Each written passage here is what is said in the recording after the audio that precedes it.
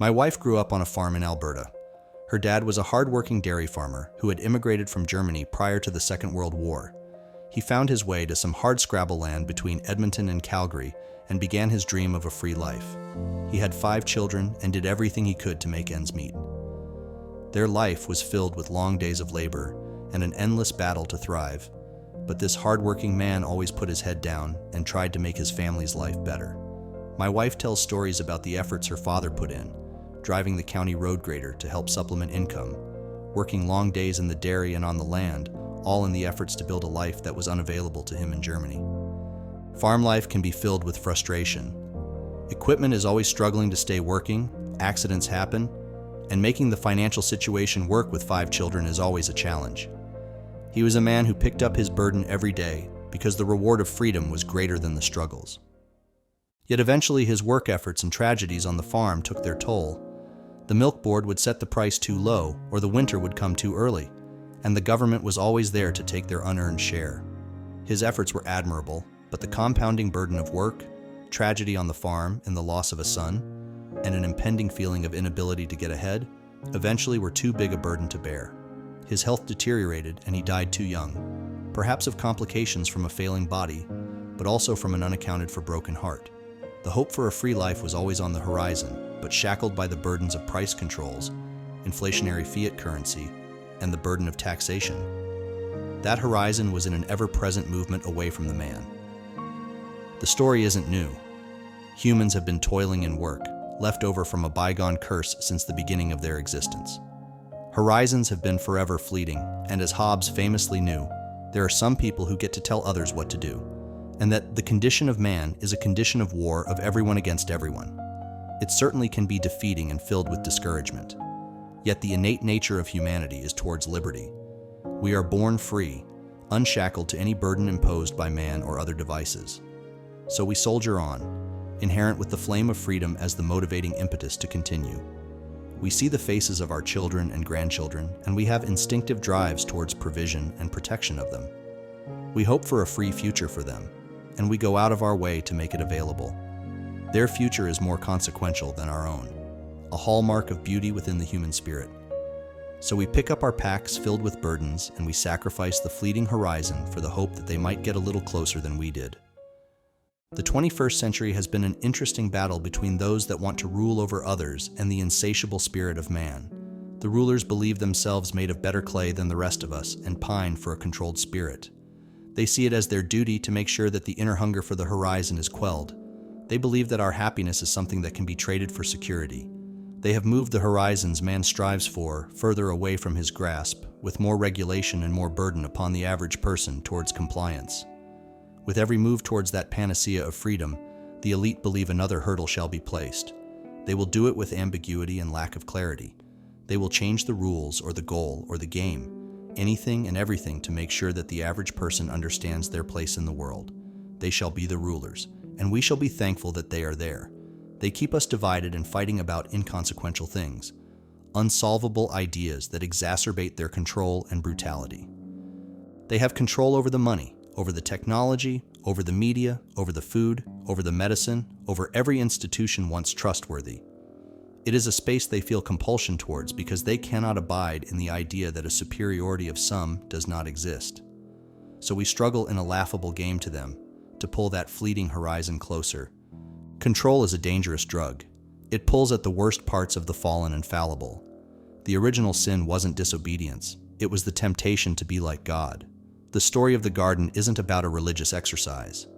It was about understanding that the greatest temptation of the heart is to be the creator. Men institute and exercise power over others because they believe themselves to be the gods of this world.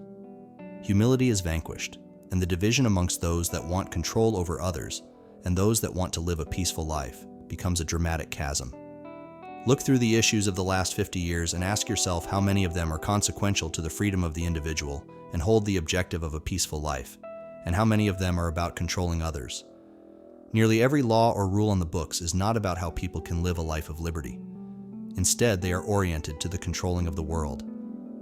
There is an air of frustration in every new law that gets written. The ruling class act as frustrated parents who continuously try to discipline our bad behaviors, and execute more control over everything that they see as wrong with the world, and by association, us. We are a managed people. When they can't do it through draconian laws or ambiguous and confusing rules, they do it through unsolvable wedge issues. They focus our attention on abortion or sexuality, or pit us against each other about economics and our way of living. They elevate the aspects of incongruence and convince everyone that the wedge issue is the most important issue on the table. We distract ourselves from the task at hand, which is restoring liberty to the individual, and instead focus on the most irreconcilable issues in our culture. But there is an example from history that might help us realize that what is being done is the very essence of what Hobbes said would happen. There will always be people who insist that they are made from the better clay and that the manipulation of the masses will be easy, and more importantly, justified. In 1776, the country was in the throes of revolution. War had started and the people were struggling to understand what the consequences of this rebellion were going to be. Virginians were resistant to help their brother colonists in Massachusetts because they were disparately different people. They didn't come from the same religion. They had different interpretations of economics, and they had vastly different moralities around slavery. So when the Continental Congress met, the discussions around how to solve the moment of crisis was inevitably met with skepticism and doubt that these two kinds of worldviews could come to the same table and address the crisis of the moment. Many would like to rewrite history to insert an idea that the Continental Congress was a panacea of liberty ideals, where everyone saw the issues exactly the same because of the existential threat of revolution and tyranny.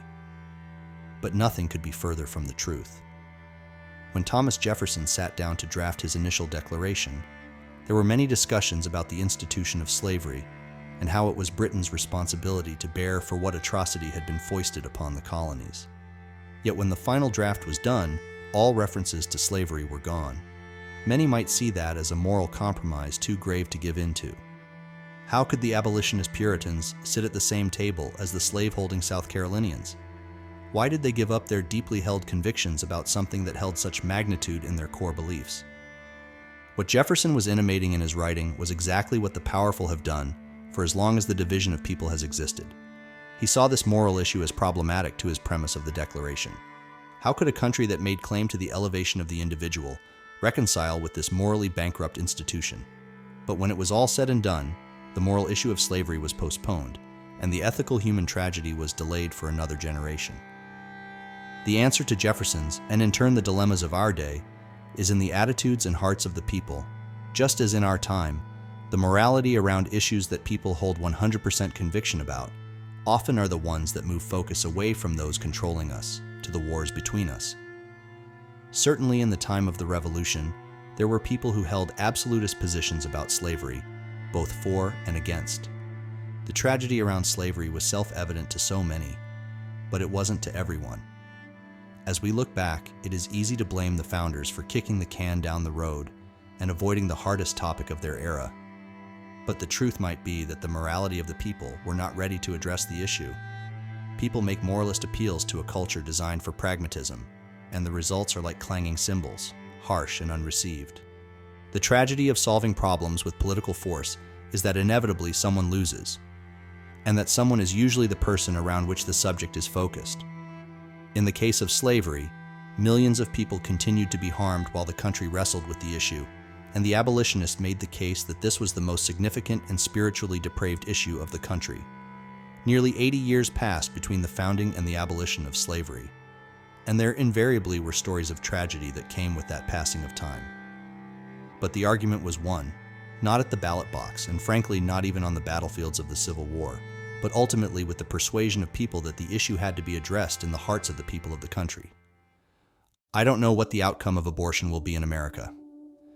The defense of the defenseless is something I feel strongly about, and that there is a role for government in this. But I am also convinced that this issue is one that we have to work to solve spiritually. Without any deep conviction about a culture of life, then any use of force by the government through regulation or prohibition will have a more divisive sting than a positive outcome.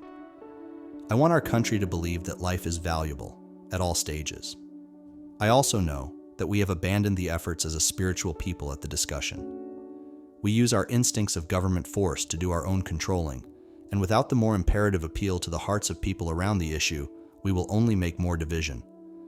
Stepping back even further, I believe we are in another 1776 moment. Government has utilized the full effect of force and control upon its citizenry all around the world. The existential crisis staring us in the face is one that holds the choice of a free life, or one that is completely controlled. The future that is most apparent is one in which our children will not know the blessings of liberty.